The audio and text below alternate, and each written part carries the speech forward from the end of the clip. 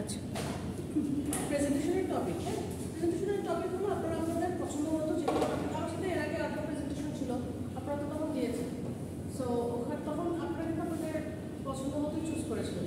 এবং ক্লাস থেকে আমার মনে আছে ভালো ভালো কিছু টপিক আসছিল, যেমন ফ্রিল্যান্সিং করে চাকরিটা কেমন, সরকারি করবো না ফ্রিল্যান্সিং করবো, এরকম একটা টপিক ছিল। আরও ক্রিকেটেরই ছিল, ক্রিকেট খেলার সাথে রিলেটেড একটা কিছু ছিল, এরকম ছিল। ভালো ছিল। সো আপনাদের ইনোভেটিভ ওয়েতে ইয়ে করতে পারেন।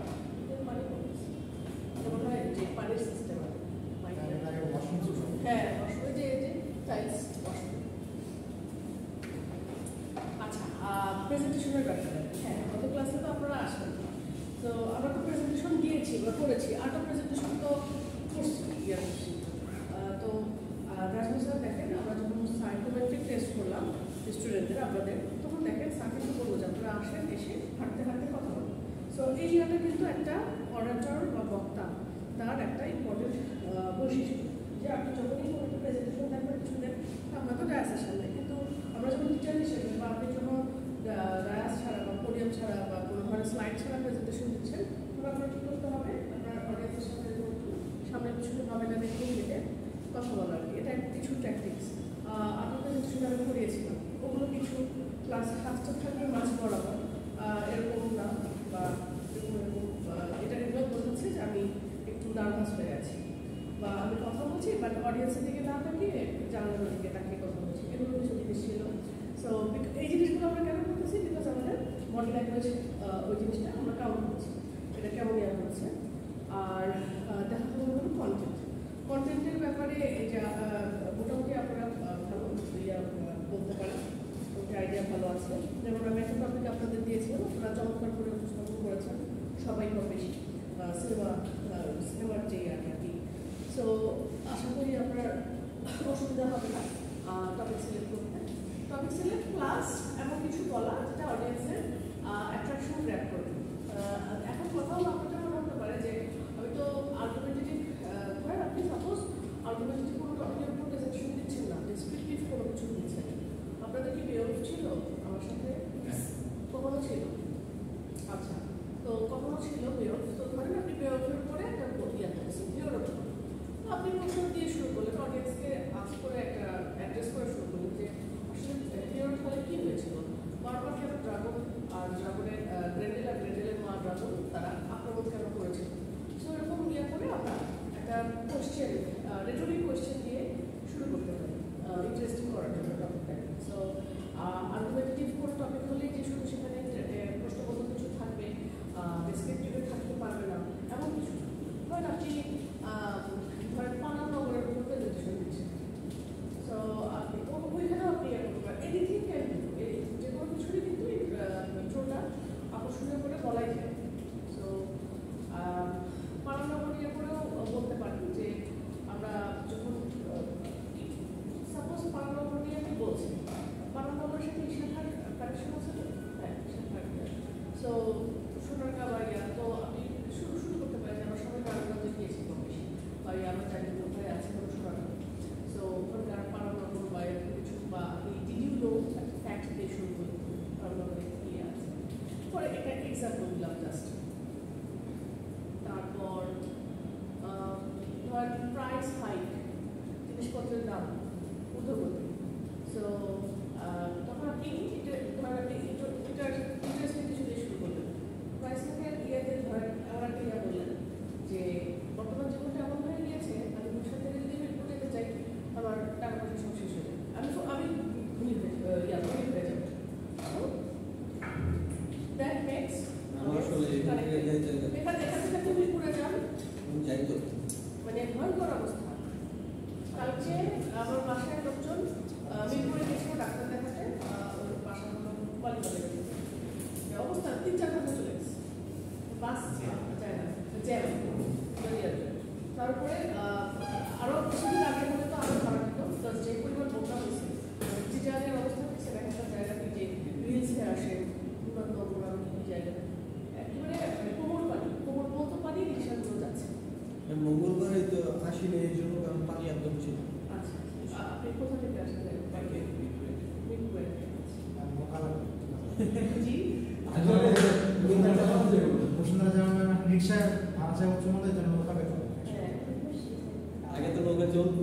হ্যাঁ আগে তো নৌকা চলছে, যে একটু বৃষ্টি এখন হলে এখনকার ড্রেনগুলো অনেকটা বড় করছে দেখে এখন একটু পানিটা একটু কম হয়। কিন্তু আগে তো আগের চেয়ে একটু কম হয়, কিন্তু আগে তো প্রচুর হতো। আচ্ছা আরেকটা জিনিস সেটা হলো যে এই যে ওখানে তো নৌকা দেখছি আমি মিরপুর রোডের রাফা প্লাজা একটু বৃষ্টি হলে কিন্তু ইয়া হয়ে যায়, একটা চিটাগের ওই অবস্থার মতো ইয়া হয়ে যায়। নিচু অঞ্চল তো নিচু অঞ্চলে ধানমন্ডির ওই অবস্থা। হ্যাঁ চট্টগ্রামটা ম্যাডাম হয়ে চিটাগের কক্সবাজার আর আরেকটা জিনিস খারাপ লাগে যে পাহাড় ধসের যে আশঙ্কাটা আছে। সিলেটের অবস্থা খারাপ, উত্তরবঙ্গ এখন ওদিকে যাচ্ছে, বন্যার ওদিকে।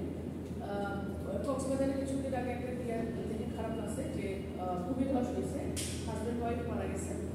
লোকটা ছিল মোয়াজ্জিন মানে মসজিদে, প্লাস ওয়াইফ কেবলই বিয়ে করছে 6 মাস, প্রেগনেন্ট হয়েছে। খুব খারাপ লেগেছে, আল্লাহ মাফ করুন। সো এর উপরে ভূমিধসে মানুষ মারা গেছে। আসলে ভূমিধস হবে না কেন, যেভাবে মানে বেকায়দায় পাহাড় কাটা হচ্ছে, গাছপালা কাটা হচ্ছে, সব শেষ। এই যে সাজেক জিনিসটা, এটা তো কৃত্রিমভাবে বানিয়েছে। আমার নামটা দেখে সাজেকের ট্যুরিজমের কিন্তু এগুলো ওরা কৃত্রিমভাবে বানানো। সিলেট যেরকম ন্যাচারাল, চাকলা ন্যাচারাল, কিন্তু সাজেকটা তো কেটে বানাইছে যখন গিয়েছিলাম কি পাহাড় কেটে সিঁড়ি বানাতে হচ্ছে সাজেকে, তাই না? এটা কিন্তু কৃত্রিম, এটা তো আমাকে রাস্তা করতে হয়েছে। সিলেটে তো আর তা না। সাজেকে যাওয়ার পরে আরেকটা রাস্তা বানাচ্ছে এই যে আমার রাস্তায় যাচ্ছে, এরকম কোনো পাহাড় ধস হবে। পাহাড় কেটে পাহাড়ে কিন্তু রাস্তা কাটতেছে না, রাস্তা কাটতেছে না নর্মালি আর্মিরা। আচ্ছা আচ্ছা, সাধারণ মানুষের এগুলো হলো অবস্থা। সো আমার তো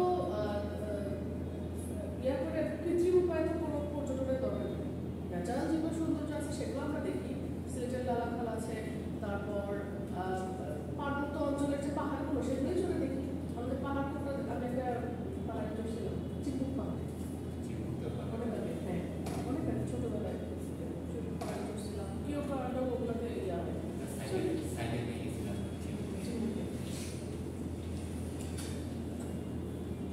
আচ্ছা সীতাকুণ্ডে সীতাকুণ্ডে গেছিলাম আমি। ওই চন্দ্রনাথের পাহাড়টা কি পাহাড় কেটে বানানো, রাস্তাটা করা রাস্তাগুলো ওরা নিজেরা এখন বানাইছে, মানে নিজেরা কেটে। হ্যাঁ আমি পাহাড়টায় চড়ছি। রমজান ঈদের পরে গেছিলাম ওইখানে। আমি গিয়েছিলাম কোথায়, কিন্তু ম্যাম রাস্তার অবস্থা এখন অতটা ভালো না। আচ্ছা গত বছর গেছিলাম, গত বছরের আগের বছর তাই চড়ছিলাম। আচ্ছা আমরা তাহলে কোন দিকে গেলাম, প্রেজেন্টেশনের টপিক। সো আপনারা আপনাদের পছন্দ মতো টপিক সিলেক্ট করতেই পারবেন। এটা আমাদের সিলেবাস থেকে কি কোনো কিছু হতে হবে না কোনো? আগে একটা ছিল, জি আগে একটা প্রেজেন্টেশন দিয়েছিল কোনটা? এখানে কনস্ট্রাকটিভ অ্যাক্টিভিটিস জয়েন অনেকজন শেষ, ওইরকম আর কিছু করে না, ওটা তো পার্সোনাল হয়ে গিয়েছে। আমি চেষ্টা করছি আপনার কাছে আমাদের যেটা মেসেজ সোসাইটি যেটা হয় হ্যাঁ ঠিক আছে, সেখানে কিছুটা পার্সোনাল হয়ে গেছে। আমারটা কেমন ছিল ফিউচারে নিয়ে বুঝলাম যে আমার 5টা বছর না আপনাদের গুলো ভালো ছিল প্রেজেন্টেশনের টপিক, স্পেশালি ফর সোহেল আর ইয়ার তো অবশ্যই ভালো ছিল। আর ইয়াটা আমরা স্পেসিফিক্যালি মেহেদির যে সিনেমা দেখার যে ইয়াটা, ওই ইয়াটা ও মানে আপনি যেভাবে করে বলছেন আমার ওটা খুব কনস্ট্রাকটিভ লেগেছে আর কি ওই ইয়াটা। আর এটা গেল, আর একটা প্রেজেন্টেশন আপনারা আমার সাথে দিবেন, সেগুলো রেকর্ড হবে, প্লাস আপনারাও রেকর্ড করবেন।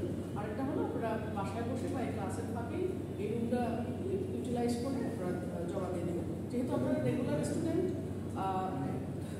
স্টুডেন্ট যেহেতু, সো আপনি নিতে পারবেন ইনশাল্লাহ। উইকেন্ড স্টুডেন্ট তো পারবো না, ওখানে অনেক স্টুডেন্ট, প্লাস আপনাদের যদি 14টা ক্লাস থাকে ওদের মানে 7টা, আমি ক্লাস নিয়ে কোনো প্রেজেন্টেশন দেবো, ওরা প্রেজেন্টেশনই দেবে, এরপরে দিবে। জি না, ওরা ওটাই দিবে, ইয়াতে দেবে, আমি তাও শুনে নেব, ইয়া করে নেবো আর কি। আর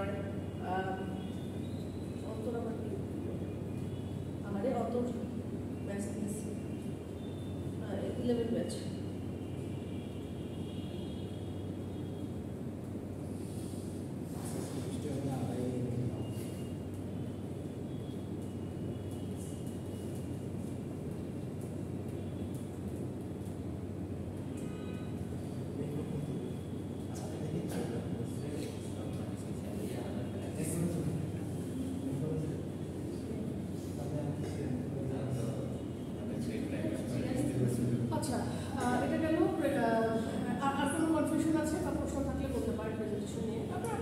মতো টপিক নিয়ে বলতে পারেন। আচ্ছা, এরকমও হতে পারে যে আপনি কখনো আমার সাথে না হলেও আর কোনো টিচারের সাথে একটা কোনো প্রেজেন্টেশন দিয়েছেন, কোনো টপিকের উপর প্রিপেয়ার্ড আছে, এটার প্রয়োজন। আমি সিরিয়াল ওয়াইজ বলে দিয়েছি, কোনো একজনকে 12 ব্যাচে দিয়েছি, সিদ্দিককে বোধহয় দিয়েছি। সিদ্দিক। কি আপনাদেরকে শেয়ার দিয়েছে? Yes. আপনাদের রোল ওয়াইজ আর কি। সো ওইটা মেনটেন করে আমরা প্রেজেন্টেশন দিব। এখন আপনি যদি আগে পরে দিতে চান সমস্যা নেই, যেমন রুট স্যারের তো লাস্টের দিকে ও চাইছে ও প্রথম দিনেই দিয়ে দিই, সো ও দিয়ে ফ্রি হয়ে থাকলে কোনো সমস্যা নেই। প্রথমে আমরা যারা আছি আমাদের দেখা যাবে স্মার্ট অনেক ফাঁকাই থাকবে, আমরা ফার্স্টের দিকে আসলেই মাত্র 4-5। হ্যাঁ, এটা একটা আর কি। আর ডেটগুলো দিছি কোথায়? 9 তারিখ থেকে শুরু, বৃহস্পতিবার করে হলে হবে সমস্যা। 9 তারিখ হলো মঙ্গলবার, 16 তারিখ মঙ্গলবার, 11 তারিখ আর 18 তারিখ, এগুলো হলো তো বৃহস্পতিবার। এরা দেখা যাবে যে বৃহস্পতিবার তো সকাল 10টায় থাকে, ইয়া করতে পারে।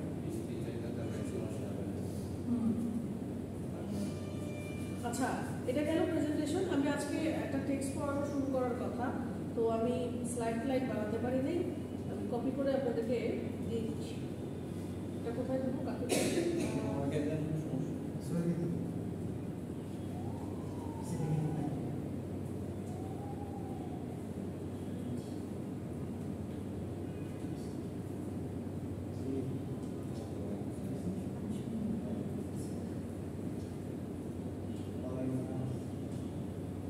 সোহেলকেই দিচ্ছি।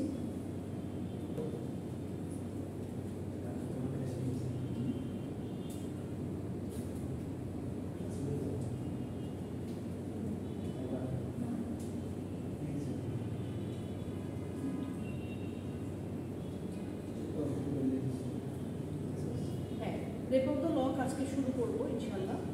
এটা আপনাদের ইন্ডিভিজুয়াল গ্রুপে দিয়ে আর কয়েকটা ছবি দেব।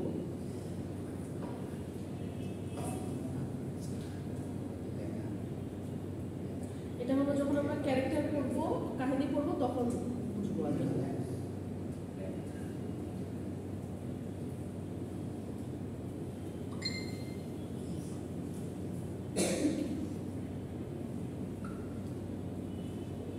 ইউনিভার্সিটির ওয়াইফাই খুব বাজে অবস্থা, চিপিং লেজ দিয়ে পাঠাচ্ছে।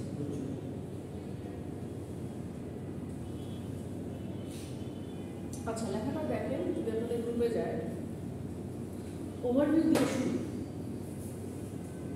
সবাই পাইলে আমাকে পেয়েছেন? আচ্ছা, ওভারভিউ আমাদের টেক্সট হলো রেপ অফ দ্য ল। এখন রেপ নামটা দিয়ে হয়তো আমাদের কাছে একটু চটকদার বা ইয়া মনে হতে পারে, আসলে এখানে রেপের অর্থ সেই অর্থে না, এটা আমরা একটু গ্র্যাজুয়ালি করতে ধরলে বুঝবো। ওভারভিউ বলতে গেলে অথর আমরা জানি রেপ অফ দ্য ল লিখেছেন আলেকজান্ডার পোপ। উনি অগাস্টার এজ বা এজ অফ সেন্সিবিলিটি, ওই সময়কার এজের মানে জাস্ট ফোর রাউন্ড, ওরা সমসাময়িক ছিলেন জোনাথন সুইফট। আচ্ছা, রেপ অফ দ্য ল তাহলে 18th সেঞ্চুরি ফার্স্টে দিকে পাবলিশ হয় 1714-তে। এটার জনরা হলো, টাইপ হলো জনরা হলো কমেডি এবং স্যাটার টাইপের। আচ্ছা, পার্সপেক্টিভ আর ন্যারেটর, এটা হলো যে রেপ অফ দ্য ল লেখা হয়েছে, it's written from the view point of a third person limited narrator whose focus is primarily the young lady whose lock of hair is plundered, Belinda. এখানে rape মানে হলো প্লান্ডার্ড, plunder মানে লুট করা, লুটতরাজ করা। আমরা যখন মারামারির ক্ষেত্রে যখন হাতাহাতির ক্ষেত্রে যখন লুটতরাজ করে কিছু লুট করে নেওয়া হয়, সেটাকে ইয়া করা হচ্ছে। সো এখানে রেপ এটা ভাবার্থে ইউজ করা হয়েছে। সো এর মধ্যে third person point of view থেকে বর্ণনা করা হয়েছে। ফোকাস হলো বেলিন্ডা, বেলিন্ডা মানে প্রোটাগনিস্ট ফিমেল প্রোটাগনিস্ট হলো বেলিন্ডা, আর মেল প্রোটাগনিস্ট একজন অন্য একজন। টেন্স হলো রেপ অফ দ্য ল লেখা হয়েছে পাস্ট টেন্সে। টাইটেলের ব্যাপারে বলতে গেলে, title the rape of the lock refers to the theft of a lock of a young lady's hair, Belinda's. টাইটেলটা আসলে কি? লক মানে চুলের গাছি, চুলের একটা গোছা। চুলের গোছা আবার এই যে লক জিনিসটা হয় কি, কার্লি একটা গুচ্ছ। অনেকের যে চুল থাকে কোকড়া, সে কোকড়া চুলের একটা গোছা আর কি। তখনকার দিনে ওরকম কোকড়া চুলের ওই ইয়াগুলো ছিল আর কি। তো তাহলে চুরি করা, কারো একজন ইয়াং বিউটিফুল লেডির চুল কেটে চুরি করে নেওয়া, ওখান থেকে এসেছে। তো the word rape is here used in the old-fashioned sense to mean an act of plunder rather than sexual violation. এখানে sexual violation হিসেবে রেপ করেনি, প্লান্ডার এখানে অনেক অনেক সুপার ন্যাচারাল এলিমেন্ট আছে, বিকজ আমরা জানি এপিক পোয়েট্রিতে কি হয়, অবশ্যই মাস্ট সুপার ন্যাচারাল এলিমেন্ট থাকবে। তো কনটেক্সট হলো এই কবিতাটা হলো মক এপিক পোম। আমরা এপিক হিসেবে বেরোল করেছি, এখন আমরা দেখছি মক এপিক। এটা আমাদের জন্য নতুন, আমরা আগে পড়িনি। তো আলেকজান্ডার পোপের the rape of the lock এটা মক এপিক স্টাইলে লেখা হয়েছে। আলেকজান্ডার পোপের সময়কাল হলো 1688 থেকে 1744। মক এপিক কি জিনিস? মক এপিক বলতে কি বোঝানো? হ্যাঁ, আমি এটাই ডিসক্রাইব করছি। এখানে বলা আছে যে কনটেক্সটে লেখা আছে, a mock epic is a type of satire that uses the classical form of an epic poem usually in a humorous way. mock epic তাহলে কি? এক ধরনের স্যাটায়ার টাইপের কবিতা যেটা এপিক পোয়েট্রিটাকে হিউমারাস বা হাস্যরসাত্মকভাবে উপস্থাপন করে। One of the earliest examples of this form is French author Nicolas Boileau তার কবিতা লে লুট্রি। আচ্ছা, আর্লিয়েস্ট ফর্ম হলো একজন ফ্রেঞ্চ একজন অথর ছিল, তার লে লুট্রির নামে একটা টেক্সট, এটা হলো earliest form of mock epic. Mock এপিকের তাহলে আইডিয়াটা হলো এপিক পোয়েট্রিটাই স্যাটারিক্যাল ওয়েতে, রিডিকুলাস বা হিউমারাস ওয়েতে উপস্থাপন করা। সাবজেক্ট ম্যাটারটা হলো তুচ্ছ, ট্রিভিয়াল, কিন্তু লেখা হলো এপিক বা গ্র্যান্ড পরিসরে এটা। আচ্ছা, কেন? এটা একটা হিস্ট্রি বলতেছে যে একজন ফ্রেঞ্চ সাহিত্যিকের লে লুট্রি, এটা ছিল প্রথম মক এপিকের উদাহরণ, which like the Rape of the Lock deals with two sides of a trivial argument. ওই কবিতাটা তো এরকম রেপ অফ দ্য লকের মতো দুইটা সাইডের তুচ্ছ তুচ্ছ বিষয়ে, ক্ষুদ্র ক্ষুদ্র বিষয়ে ঝগড়ার উপর বেস করে লেখা হয়েছে। In this case, two church dignitaries try to decide where to place the chapel's lectern. এখানে লে লুট্রির এখানে এই টেক্সটের মধ্যে চার্চের যে সম্মানিত ব্যক্তিরা ওনারা ডিসাইড করতেছিল যে চ্যাপেল মানে চার্চের যে লেকচার মানে বলে এখানে বোঝাচ্ছে হলো আমরা এখানে ডায়াসে দ্বারা যে কথা বলি না, ওই রকম ওটা হলো লেকচার বা বক্তব্য যেখানে রাখা হয় বা গান টান গাওয়া হয়। তো এটা হলো এই কোথায় রাখা হবে এটা নিয়ে দুটা পক্ষের মারামারি। ওটা ছিল তখনকার দিনের এপিকের এক্সাম্পল। আরেকটা এক্সাম্পল হলো ব্যাটল অফ দ্য বুকস। এটা 1704 পাবলিশ হয় এবং এটা লিখেছে আমাদের সেই জোনাথন সুইফট, যাকে আমরা মিডিয়েট করেছি গালিভার ট্রাভেলসে। So battle of the books নামে একটা টেক্সট লিখেছেন। এটা একটা মক এপিক। আলেকজান্ডার পোপের বন্ধুও হন জোনাথন সুইফট। আর এই তাহলে ব্যাটল অফ দ্য বুকসের কাহিনী কি নিয়ে? It's argument is over the merits of ancient versus modern literature. এটার আর্গুমেন্ট হলো এনশিয়েন্ট ভার্সেস মডার্ন লিটারেচারের মধ্যে একটা আর্গুমেন্ট, মেরিটস কোনটা ভালো, এনশিয়েন্ট লিটারেচার ভালো না মডার্ন লিটারেচার ভালো, এটার উপর জোনাথন সুইফট লিখেছিলেন। আচ্ছা, most mock epics begin as popes does with the invocation of the muse. Muse মানে হলো সঙ্গীতের দেবী। আচ্ছা, দেখি আমরা একটু মিউজের শব্দের অর্থ দেখি করি।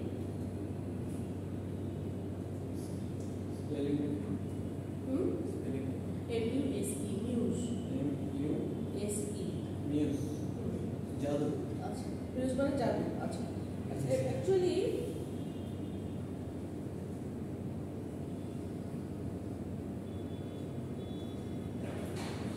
বি অ্যাবজর্ব ইন থট, কোনো আবেশে বা থটের মধ্যে চিন্তায় করে থাকা।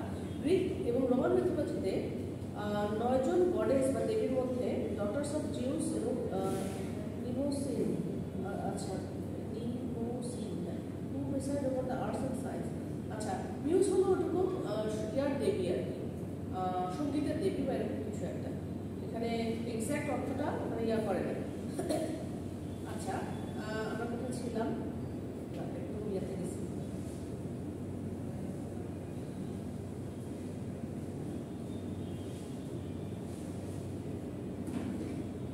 হ্যাঁ, মিউজ। আদার ফিচার্স ইনক্লুড স্পিচেস। তাহলে মোস্ট মক এপিক শুরু হয় যে with the invocation of the muse, ওই ওরকম সঙ্গীতের দেবী বা এই টাইপের মদের বা সুরার দেবী এরকম বলে। আর অন্যান্য ফিচারগুলো হলো এখানে স্পিচ থাকবে, কথা থাকবে mock APK. Begins with supernatural powers, supernatural পাওয়ারের সাথে শুরু হবে। এখানে আছে রেপ অফ দ্য লকে আছে sylphs in the rape of the lock and descends into the underworld. এখানে কি থাকবে? তাহলে সুপারন্যাচারাল এলিমেন্ট বা পাওয়ার দিয়ে শুরু হবে। For example সিলভস। সিলভস এই জিনিসটা আপনার বুঝতে অসুবিধা হচ্ছে। আপনি যদি গ্রিক মিথোলজি পড়েন তাহলে এটার সাথে আপনি ইয়ে করতে পারবেন, কানেক্ট করতে পারবেন। কিরকম বলি, থ্যাংক গড আমরা গ্রিক মিথোলজি টুকটাক পড়েছি, যেমন ইলিয়াড পড়েছি। ওইখানে আমরা কি দেখেছি, দেবদেবী যে তারা যে এই মানুষের পক্ষ নেয় ওই মানুষের পক্ষ নেয়। আমরা ইলিয়াডের টুকটাক একটা আইডিয়া দিচ্ছি না, একটা ক্লাসে দিচ্ছি ইলিয়াডের কাহিনী কি, যারা যারা ছিলেন তাদের খেয়াল আছে। সো ওই জিনিসটা আর কি। সো এখানে দেবদেবী না, এখানে কিছু সুপারন্যাচারাল কিছু ক্রিয়েচার, এরা মানুষের পক্ষে বিপক্ষে থাকে। এখানে সিল্কস একটা আছে, তারপরে আন্ডারওয়ার্ল্ডে যাওয়ার একটা ব্যাপার আছে। রেকর্ড দ্য লকারের আরো ফিচার হলো একটা এপিক ব্যাটল থাকবে in the style of Homer. হোমারের স্টাইলে একটা এপিক ব্যাটল হবে। হোমারের সময়কাল কখন, 9th or 8th century before Christ. এই গ্রিক পোয়েট এই Homer, to whom the Iliad and the Odyssey are attributed. আচ্ছা, ইলিয়াডের কাহিনী আমরা জানি, হোমারের লেখা ইলিয়াড, হোমার ওডিসিও লিখেছেন। ওডিসিয়াস নামে একজন ক্যারেক্টার ছিল, তার ওডিসিয়াস নাকি, হ্যাঁ ওডিসিয়াস, পেনেলোপি ছিল ওয়াইফ, আর কি একটা জানি টেলেমেটাস ওয়াই টাইপের একটা কিছু ছিল তার ছেলে। লোকটা ওই যে খেয়াল আছে ইলিয়াডের যে যুদ্ধের জন্য সে গেল, এটা তো সব ইয়া আমাকে তো অন্তর ইয়া দিল যে আমার আসতে দেরি হচ্ছে। এসি নিচে বসে, এসিটা ঠান্ডা হচ্ছে না বেশি।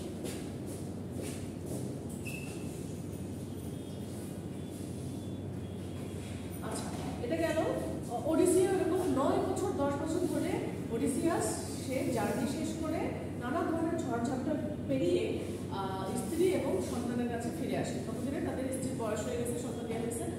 তার বউকে বিয়ে করার জন্য বেশ কিছু লোক ছিল, তাদের সবগুলোকে হটিয়ে সে অবশেষে মিল হয়। এরকম বিয়াগুলো নিয়ে গ্রিক মিথোলজি। আচ্ছা, পড়তে পড়তে একটা জিনিস বলি, আমরা যেরকম ইংলিশে দেখতেছি সিমিলারলি বাংলা সাহিত্য ইয়া জিনিস আছে। যদি ইলিয়াড হয় ইংলিশ, বাংলায় তাহলে সিমিলার কি হতে পারে? মহাভারত।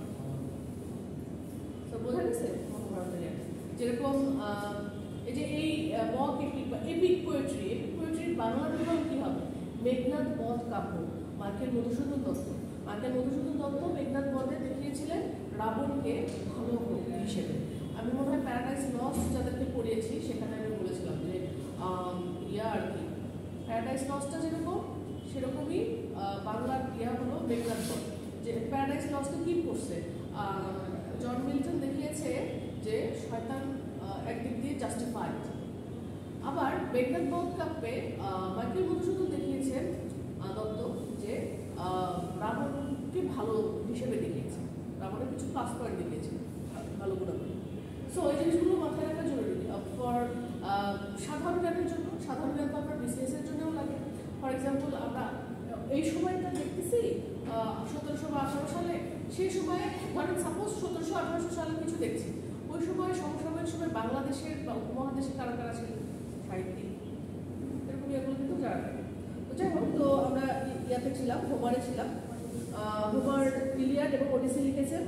তো অন্যান্য মৌখিকের মতোই পোপের যে poem is played for humor to amuse readers who will recognize these familiar tropes. অন্যান্য মৌখিকের মতো পোপের কবিতাটা আসলে হিউমারাসলি বা হাস্যরসের জন্যই লেখা হয়েছে, রিডার্সদেরকে অ্যামিউজ করা যারা এই ধরনের লেখা দেখে অভ্যস্ত। তো it parodies the culture of the day as much as it parodies Homer. হোমারের সময়কার যে প্যারোডিগুলো ওরকম করে ওই সময়ের কালচার, মানুষের কালচার, এটাকেও প্যারোডি করেছে, মক করেছে। Finally, the ascent into heaven of the poem's log brings to mind another epic poem, English poet John Milton's Paradise Lost. আচ্ছা, ascent into heaven of the poem's log যেটা হয়েছে কবিতার এক পর্যায়ে দেখা যায় যে যেহেতু এখানে সুপারন্যাচারাল এলিমেন্ট আছে, ওরা বেলিন্দা, নায়িকার নাম বেলিন্দা, তাকে ইয়া করতেছে, আশ্বস্ত করছে তোমার লগটা বেহেশতে গেছে, এই টাইপের আর কি মকারি। এই মকারি এই জিনিসগুলো একটা কিছু কথা মনে করায় না, সেটা কি প্যারাডাইস লস্ট। প্যারাডাইস লস্ট এরকম স্বর্গে যাওয়া, অ্যাডাম ইভ, এই জিনিসগুলো আর কি সিমিলারিটি আছে। সো আমরা তো জানি মৌখিক মানে এর মানে হাস্যরসাত্মক জিনিসগুলো থাকবে, খুবই মজার মজার কাণ্ড হবে। সেই সময় সোশিও পলিটিক্যাল সিনারিওটা আমরা দেখতে পারবো, মানুষ কী রকমের ইয়া ছিল, শো অফ করার মানসিকতা তাদের ছিল এবং অন্যান্য। Record the Lock Pope portrays all these tropes on a smaller scale than how they would appear in the traditional epic poem. Traditional epic poem যত গ্র্যান্ড বা ভাস্ট হয়ে থাকে তার থেকে ছোট পরিসরে উনি এগুলোকে দেখিয়েছেন। One of Pope's purposes is to create amusement for the audience through the manipulation of scale.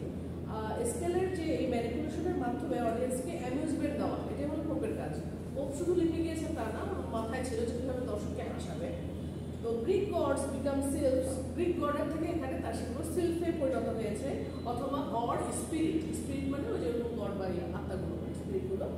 তো epic battle becomes card game. আচ্ছা, কার্ড ওখানে যে এপিক ব্যাটেল হয় না, মানুষজন যে মারামারি করলো, যে অ্যাডাম ইভ শয়তান, এই যে এপিক ব্যাটেলগুলো হলো, প্যারাডাইস লস্টে কি হলো, এপিক পোম, তো এপিক ব্যাটেলগুলো হচ্ছে সেখানে এপিক ব্যাটেলগুলো এখানে রেকর্ড লকের মধ্যে সেখানে দেখাচ্ছে যে এগুলো কার্ড গেমের মাধ্যমে ব্যাটেল করছে। অনেকটা আমাদের ফেসবুকের মতো, এটা হলো কলম যোদ্ধা। মানে ফেসবুকে কলম যোদ্ধা মানে কি, টেক্সট লিখে লিখে যুদ্ধ করছে বা মারামারি হচ্ছে, আর আসল ময়দানে যাওয়ার নাম নাই, এরকম ব্যাপারটা আর কি। আর the descent into the underworld is portrayed in Umbriel's discussion with the Queen of Spleen. আচ্ছা, ডিসেন্ট সুপারন্যাচারাল এলিমেন্টগুলো যে আন্ডারওয়ার্ল্ডে গেছে সেগুলো আমি ক্যারেক্টারগুলো যখন বলবো তখন আমি ডিটেলস বলছি। আচ্ছা, এরপরে আসবে অগাস্টান এজ। এই প্রশ্ন, আচ্ছা কনটেক্সট যদি আমি জানতে হয় আমাকে অগাস্টান এজের আসলে ইয়েটা জানতে হবে যে অগাস্টান এজটা কেমন ছিল, যার উপর বেসিস করে পোপ এই অগাস্টান এজের উপর বেস করে যে লিখলেন কীরকম ছিল। অগাস্টান এজ ল্যাটিন লিটারেচারে রেঞ্জ ছিল 43 BCE থেকে 18 CE, বিফোর ক্রাইস্ট, খ্রিস্ট জন্মের 43 সাল আগে থেকে যীশু খ্রিস্ট করে যাওয়ার 18 বছর পর পর্যন্ত। তাহলে অগাস্টান এজ কিন্তু ওইটা রিভাইভাল, ওই খ্রিস্ট জন্মের ওই সময়ে যারা সাহিত্যিক ছিল তাদের সাহিত্যিকদেরকে কপি করার যে প্রবণতা, ওটাই হলো অগাস্টান এজ ইংলিশ লিটারেচারে। তো এই সময়ে পিস অ্যান্ড প্রসপারিটি খুব ভালো ছিল ওই অগাস্টান এজে। অগাস্টান এজকে ওই সময় গ্রিক রোমান লিটারেচারে গোল্ডেন এজ বলা হতো, ওই সময় ক্লাসিক্যাল লিটারেচারে। এই সময় যেটা হতো, writers paint sophisticated poetry, dominant themes being love of Rome and nature. ওই সময় গ্রিক আর রোমান লিটারেচারে যেটা হতো যে তারা সফিস্টিকেটেড পোয়েট্রি, নিজেদের জাগতিক জ্ঞান সম্পন্ন লেখালেখি, তারপরে ডমিনেন্ট থিম ছিল ভালোবাসা, রোমের জন্য ভালোবাসা এবং প্রকৃতি, এগুলোর উপরে। সো অনেকটা প্যাগান এলিমেন্ট আছে দেখা যাচ্ছে। Some of the major works published during this time were Roman poet Ovid। আচ্ছা, এই সময়কার ওই সময়কার যে অগাস্টান এজ, সেই সময়কার উল্লেখযোগ্য সাহিত্যের মধ্যে ছিল ওভিডের মেটামরফোসিস, এটা পরবর্তী মডার্ন এজের মেটামরফোসিস না, ফ্রান্স কাফকা তার মেটামরফোসিস না, এটা ওভিডের মেটামরফোসিস। আর আছে রোমান পোয়েট ভার্জিলের ইনিড, ইলিয়াডের পরে হলো ইনিড, প্যারিসের ছেলে ইনিয়াস, ওই তার কাহিনী নিয়ে ইনিড আর কি। আর রিটেন ফ্রম আচ্ছা, আর the poetry of Roman poet ফোরেসের লেখা রোমান পোয়েট্রি। তো এই সময়ে খুবই উল্লেখযোগ্য classical Greek literature, Roman literature, এটার উপর বেস করে this term also applies to the period of British literature. British লিটারেচারও অগাস্টান এজটাকে ফলো করেছে, during which Pope Jonathan Swift এবং অন্যান্য যে emulated the Augustan course, Pope Jonathan Swift এবং অন্যান্য যে সাহিত্যিকরা এই সময়ে তারা যে সাহিত্য লিখেছেন সেটা হলো অগাস্টান এজ আর কি। তো এটা ইংলিশ লিটারেচারে অগাস্টান এজের সময়কাল হলো during the first half of 18th century। 18th century মানে 1701 থেকে ফার্স্ট হাফ 1750-এর মতো। আর যখন রেকর্ড দ্য লক 1714-তে পাবলিশ হয়েছে, ল্যাটিন পোয়েটদের মতোই আগেকার সময়ের মতোই this British poets wrote about contemporary philosophy and political issues। Contemporary যে জীবন দর্শন এবং পলিটিক্যাল যে ইস্যুগুলো এগুলো নিয়ে লেখালেখি করেছেন। However, they often did so through satire। তারা যা কিছুই লিখেছেন স্যাটায়ারকে হাতিয়ার বানিয়েছে, সেটা জোনাথন সুইফটও হতে পারে, আলেকজান্ডার পোপও হতে পারে। Satire occurs when a writer uses humor, irony or exaggeration to reveal or condemn human depravity or foolhardiness। আচ্ছা, স্যাটায়ার তখনই অকার হবে যখন একজন রাইটার হিউমর বা হাস্যরস, আইরনি মানে যেটা বোঝাচ্ছি আসলে উল্টোটা মিনিং হচ্ছে, এবং এক্সাজারেশন অতিরঞ্জিত করে কিছু বলা, এটা কি রিভিল করার জন্য হিউম্যান যে ডিপ্রেভিটি, মানুষ যে বঞ্চিত হচ্ছে, কোনো কিছুর বঞ্চিত হওয়া থেকে মানুষকে সচেতন করার জন্য একটা হাস্যরসের মাধ্যমে বা স্যাটারের মাধ্যমে একটা চোখে আঙুল দিয়ে একটা মেসেজ দেওয়া। পলিটিক্যাল এবং ফিলোসফিক্যাল যে ডিসকোর্স আমরা এখানে দেখছি several places in the rape of the lock, it is particularly apparent in canto 3। আচ্ছা, ক্যান্টো মানে হলো ওই যে ভাগ বা স্তবক, 5টা ভাগ আছে রেপথ্য লকে। 5টা ভাগের মধ্যে 3 নম্বরে। আবার রেপথ্য লকের বলা হয়ে থাকে, ইয়ে আছে, রেপথ্য লক আসলে 2টা ক্যান্টোতে লেখা হয়েছিল। পরবর্তীতে আরও 3টা ক্যান্টো যোগ করে পোপ আরও কিছু নতুন কিছু অ্যাড করেছে, আরও হাস্যরসাত্মক বাড়িয়েছে, হাস্যরস। তো ক্যান্টো 3-তে আমরা এরকম সমাজের অবক্ষয়গুলো দেখতে পাই যখন the characters arrive at Hampton court নামে একটা জায়গা, একটা রয়্যাল প্যালেস, এবং গসিপ করতে থাকে British statesman and foreign tyrants. British statesman এবং বিদেশি যে স্বৈর শাসক তাদেরকে নিয়ে আলোচনা করতেছিল। ওই সময় এই ধরনের আমরা পলিটিক্যাল সিনারিওটা ওই সময় দেখতে পারি। আচ্ছা, এখানে আর ইয়ে আছে হলো, এখন কথা হলো বেলিন্ডা যে ক্যারেক্টারটা দেখছি, এগুলো হলো বাস্তব লাইফ থেকে ইন্সপায়ার্ড, রিয়েল লাইফ থেকে ইন্সপায়ার্ড। কীভাবে? বেলিন্ডা হলো একটা রিয়েল ক্যারেক্টার, ওর একটা আসল নাম ছিল, তার নাম ছিল অ্যারাবেলা ফার্মর, এবং Robert Lord Petre male character. ও এই কবিতাটা লিখেছে, আমাকে তো কনটেক্সটটা বুঝতে হবে কেন কোন প্রেক্ষিতে লিখলো। Based on a true story. দুজন ক্যাথলিক ফ্যামিলি ছিল পোপের সেই সার্কেলে, যারা একটা ঝগড়ার মধ্যে ইনভলভ হয়ে গেছিল, এবং পোপ চিন্তা করলো যে এটা কবিতা একটা লেখা যায়।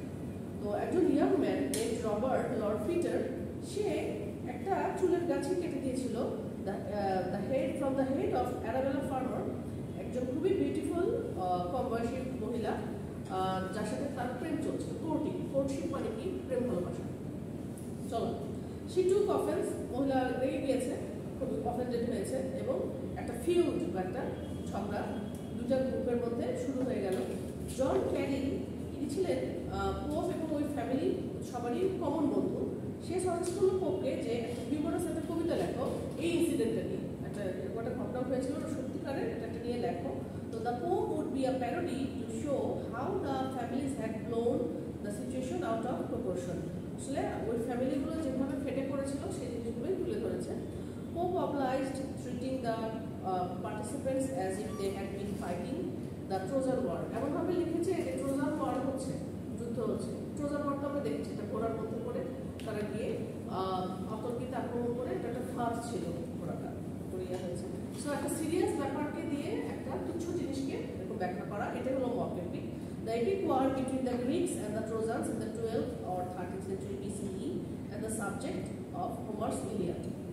আচ্ছা, একটু আরেকটু আপনাদেরকে হতাশ করে হচ্ছে, মানে টায়ার্ড করে হচ্ছে অলরেডি।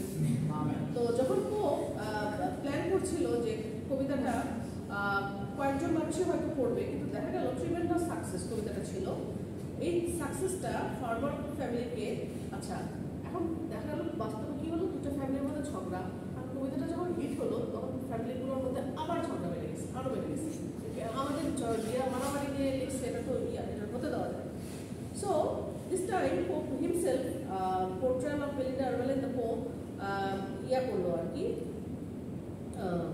ওই যে মানে দেখালো যে বেলিন্ডা ক্যারেক্টারটাকে দেখাইছে, এটা তো আমার অ্যারাবেলার ক্যারেক্টার ইয়া হয়ে গেছে। As a result, যেটা হলো Pope publish করেছে subsequent editions of the poem with a disclaimer stating that the difference between the extremely vain Belinda of the poem and Arabella, the real life owner of the law. আচ্ছা, তখন difference দেখিয়েছে, তখন দেখাচ্ছে যে না এটা একটা ফিকশনাল ক্যারেক্টার, আমাদের ওকে বাঁচাতে হবে, গা বাঁচাতে হবে। তো হাউএভার লর্ড পিটার আর যে অ্যারাবেলা ফার্মার যেখানে এটা কোনো চুল কেটে দিয়েছিল, তাদের রিয়েল লাইফে কিন্তু বিয়ে হয়নি। সো এটাই হলো কনটেক্সট। সো এরপর তো থামি অ্যানালাইসিস এগুলো পরে গিয়া, আমি কিন্তু কাহিনী এখনো শুরু করিনি, মানে সামারিটা বলিনি, সামারিটা বলে তাহলে আপনার বুঝতে সুবিধা হবে। তবে ক্যারেক্টারের কিছু ছবি দেওয়া আছে, কী হয় না হয়, রাইজিং অ্যাকশন, একটা ফলিং যে ক্লাইম্যাক্স, এইগুলো ওগুলো আগে দিই, তারপরে আমি আরও খুঁটিনাটিগুলো আলোচনা করি। আচ্ছা, পরবর্তীতে যারা এসেছে প্রেজেন্টেশন নিয়ে কোনো প্রশ্ন আছে? প্রেজেন্টেশনের কোয়েশ্চেন নেই, যে প্রথমের দিকে সোহেল, তারপরে মানে